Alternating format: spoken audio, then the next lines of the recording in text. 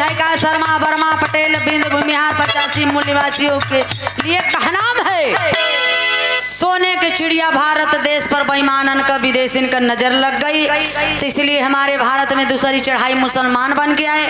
मेरे भारत देश में दो समुदाय के मुसलमान हैं जो 90% सुन करके औरंगजेब द्वारा उनको सुन्नी मुसलमान बनाया गया जबरदस्ती। वो सुन्नी मुसलमान हैं, वो सुन्नी मुसलमान हैं, वो मूल निवासी हैं, वो हम लोगों के खून हैं, वो हमारे भाई हैं। डीएनए बताता है हमें आपको उनसे लड़ना नहीं चाहिए। और जो 10% शिया मुसलमान हैं हमारे भारत देश में, वो लोग मध्य एशिया ईरान इराक से आए हैं, जहाँ से आर्य ब्राह्मण आए हैं। ए बाबू, इसलिए जितना हिंदू का ठेकेदार है चुनाव हुआ जाएगा तो हमें आपको लड़वाने का काम करते हैं हिंदू मुसलमान कह करके। और जितने हिंदू के ठेकेदार हैं सबका दामाद मुसलमान हैं।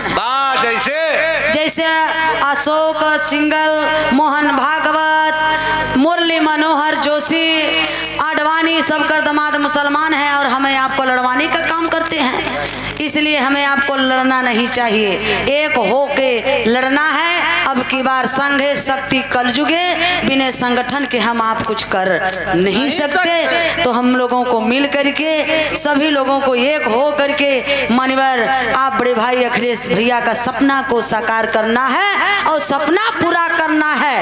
इसलिए हम लोग अगर बटे रहेंगे तो हम लोगों का कीमत बहुत कम है। हम लोगों के समय कीमत बहुत कम बा।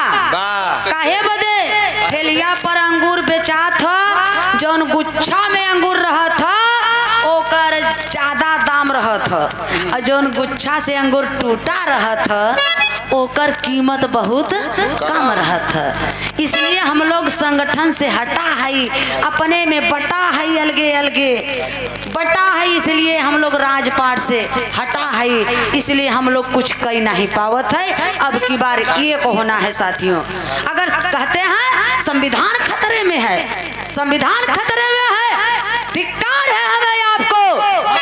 एक अम्बेडकर ने संविधान लिख दिया, इतना अम्बेडकर एक संविधान नहीं बचा पा रहे हैं। बस चुल्लू भर नहीं, चम्मच भर पानी में डूब के मर जाना चाहिए।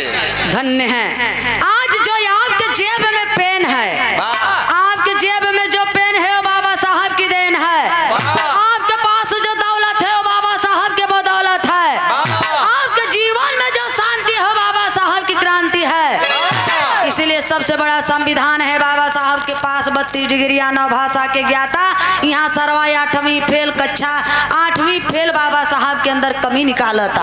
घबरा दिनों के सारे समझ।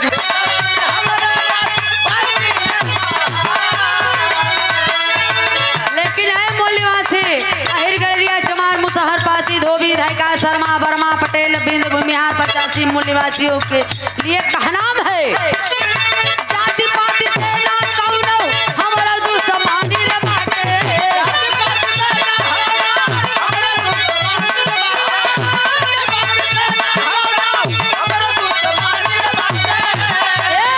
हक्का खातिर मूल्यवासी होई जा कुर्बान।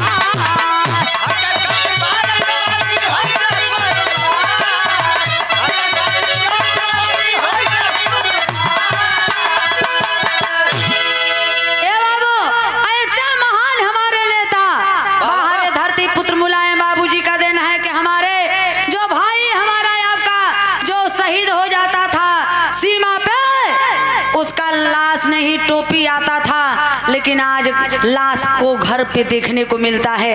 ये धन्य है धरती पुत्र मुलायम बाबूजी की देन है।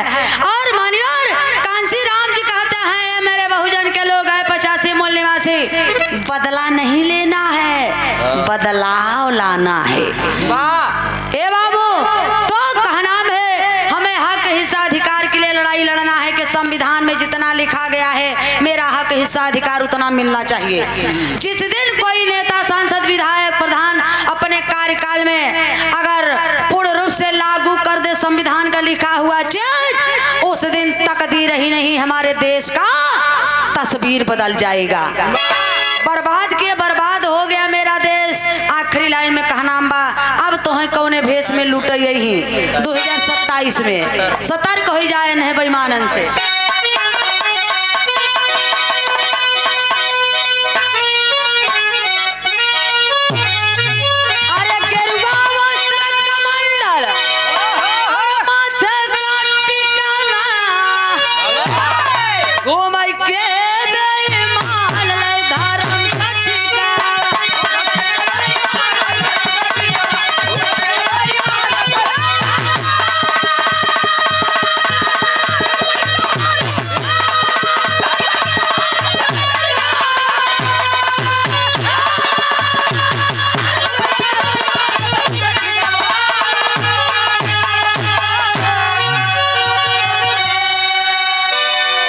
गेरुआ वस्त्र कमंडल और माथे का टिकवा घूम के बेईमान ले धर्म का ठिकवा। हमारे तोहार देवी देवता हैं तो का करी धर्म का ठेकेदार बैठिकवा है। विंध्याचल में चला जावा दोनों प्राणी दर्शन करे बदे गांठ जोड़े रहब ठेली ठेला होत रहे जुगाड़ लहोब कि कितना जल्दी दर्शन मिल जाते माई के। तो 500 रुपया देब तो कैसे दर्शन मिली? झरोखा से। और 1000 देब तब लगे से। और 2000 देब तब चरण छुई के। आशीर्वाद है आशीर्वाद बेटा आशीर्वाद। हाँ बारे माई हाफत आ जाही दोनों प्राणी बहरे बहरे आ जाही। हे पंडित जी बड़े भाग से माई के दर्शन मिला। और हमार जूता चप्पल दा पर प्रसादी दा और हमारे दोनों प्राणी के ऐसा आशीर्वाद दी है कि पहले ही बेटवा हो। अच्छा तो वो जोड़ा ही होए। पंडित जी दोनों प्राणी के आशीर्वाद कैसे दही? चन्नन लगाई दही ना तू लोगन के बियाह भवक नहीं चन्नन लगाई दही। हाथे में एक ललका धागा बांधथिन ललका धागा बांधथिन बियाह भवा हंसत दिहे हजा ऊपर कर हाथ देखी कई जने बांधे है हाथवा उठवा क्यों जने नहीं? एक बाऊ देखा हमारा ओरिजिनल वाला हमार बाऊ बांधे हैं देखा बाऊ ओकर ध्यान दे लिया। अब अगर बनवाया जाए तो ओकर मतलब का होता जब हथवा में रछवा बांधथिन तो एक श्लोक पढ़थिन संस्कृत में कैसे पढ़थिन? हाँ पैसा तो ले बना के हो। ओ मेन बद्धो बलि राजा दान पेत्रो महाबलः तेन्त्वा प्रतिध्वनि रक्षो माचल। अरे पंडिताइन बा तो के पंडिताइन समझ में आवत है? अरे यार इतना बढ़िया मंत्र के बोले हो। ओ मेन बद्धो बलि राजा दान बेद्रो महाबलः तेन्त्वा प्रतिध्वनि रक्षो माचल माचल। हमना उहई नहीं कैसे लोकवा जो लिखे हैं इस लोगों ही कहता कई मूल निवासी हो तुम लोगों के बलि राजा को इसी लाल धागे में बांध करके मारे। राजपाट शासन सत्ता रोटी कपड़ा मकान शिक्षा सब कुछ ले लिए। आओ तुम्हें भी अटल रूप से इसी बंधन में बांधता। वही हमने मंदिर में जाई था अब जाई था कहते हे पंडित जी कसम खाते तो हाई सरकार की हम खाई बिना भले मर जाब लेकिन तू ही खाई बिना मरे न दे। हमरे आजा पुरखा से तो ले ली है जौन बचावा हम हो लिया के तोहके देबै। अब वही कसम खाई के आवत तेरही में बोलौब बरही में बोलौब नौकरी पौब तब बोलौब घर बनौब तब बोलौब खेत लिखौब तब बोलौब नाम लड़का पैदा हो जाए नामकरण करवाओ बदे लेके दौड़े लगब नाम रखवाओ बदे बताओ जब नाम और रखे के शक्ति नहीं बा कोफर चाटे बदे 50 पैदा कैले का मतलब है न नाम ही रख सकत लड़का तोहार पैदा तू कर नाम दूसर के रख घर तू बनवाया घर तू बनवाया डेट ऑफ हथियार बताए कहिया लिया बम। अरे बाप रे बाप आखिर आजकल देखा था लड़ाई मार कैले बा झगड़ा कैले बा FIR लिखावे कहाँ जाता बा थाने पर जाता एक तो कहते थे जब रंग बलि के लगे जाए लिखावे।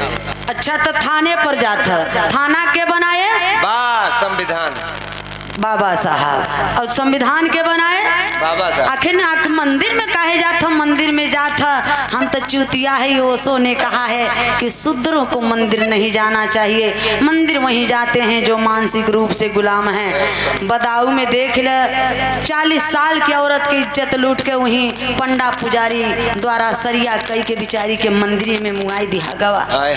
आखिर बचाओ बिचारी के दुर्गत जब होता रहा मंदिर में मंदिरिया में के भैया प्रधान जी भगवानवा कहाँ चला गया रहा बात तो के पता ही नहीं चला ससुरा अपने बहनी और गारा खिचड़ी पहुँचावे यही से नहीं तो के जाने बिचारी के इज्जत बच गवा होता है। इसलिए घर घर शिक्षा रहेगा। बाबा साहब का सिर्फ यही सपना था कि घर घर में शिक्षा होगा तो ये अंधविश्वास से दूर होगा मेरा समाज क्योंकि शिक्षा वो शेरनी का दूध है। अरे जो पीता है वो गरजता है। मिर्जापुर से आके इलाहाबाद में कर जाता हूँ। इसलिए घर भले मत बनवाए खेत भले मत लिखाए बियाह भले मत करे लड़का के पढ़ाई जरूर एक टाइम दारू कम पिए लेकिन पढ़ाई जरूर। धन्य है इन महान पुरुष हमारे बहुजन में जल में सभी संत महा गुरुओं को सत सत नमन है। अगर इन महान भावों का वचन वाणी अच्छी लगी हो तो हमारा बिरहा आखिरी है। आप लोग जोरदार ताली बजा के के उन लोगों का सम्मान कर दीजिए जो ऊपर से देख रहे होंगे। आखिरी लाइन में कहना बा, रामा रामा रामा रामा मोरे रामा पवारा पंडित वेदन में लिखा।